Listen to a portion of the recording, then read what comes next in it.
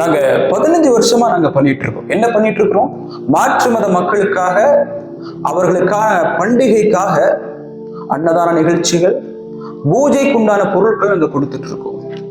இதுல குறிப்பா நம்ம கவனிக்கக்கூடிய விஷயம் என்ன தெரியுமா? இஸ்லாமியர்கள் சார்பில் இஸ்லாம் என்பது ஷிர்கிற்கு எதிரானது, குஃப்ரிற்கு எதிரானது.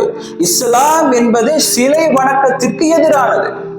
ஒரு முஸ்லிமாக இருக்கின்றவன் எப்படி நடந்து கொள்வான்? அத்தீஉல்லாஹ், அவன் அல்லாஹ்விற்கு கட்டுப்படுவார். வஅத்தீஉர் ரசூல், அல்லாஹ்வுடைய தூதருக்கு கட்டுப்படுவார்.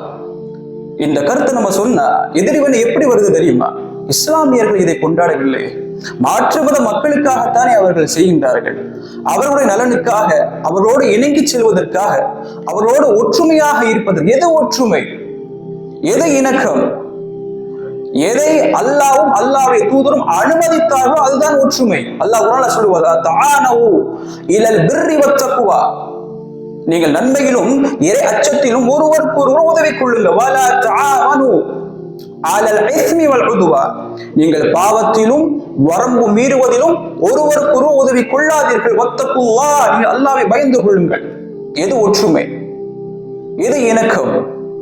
சற்று சிந்தித்து பார்க்க வேண்டும். அல்லாஹ் என்ன சொல்றான் தெரியுமா? வஹ்தஸ்பு பிஹப்லில்லாஹி ஜமீஅ வலா தஃபர்ரகு, நீங்கள் அனைவரும் அல்லாஹ்வுடைய கயிற்றை வலுவாக பற்றி பிடித்துக் கொள்ளுங்கள். அல்லாஹ்வுடைய கயிறு என்றால் என்ன? கிதாபுல்லாஹ், அல்லாஹ்வுடைய திருமறை குர்ஆன், வசுன்னத்தின் நபி, நபிகள் நாயகம் ஸல்லல்லாஹு அலைஹி வஸல்லம் அவர்களுடைய வழிகாட்டுதல். இதை பற்றி பிடித்துக் கொள்ளுங்கள். இதில் தான் ஒற்றுமை இருக்கின்றது. ஒரு பாட்டு பாடுவாங்க, மதமென பிரிந்தது போதும், இனமென பிரிந்தது போதும், இஸ்லாம் என்றாலே பிரிக்கப்பட வேண்டியது. இந்த கான்செப்டே தப்புங்கிறோம். பிரிந்தது போதும் என்பதல்ல, பிரிக்கப்பட வேண்டியது.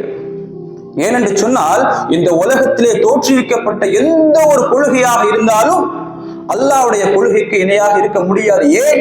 இஸ்லாம் என்பது பிரிக்கப்பட வேண்டியது. ஏன்? இஸ்லாம் என்பது தனித்துவமானது.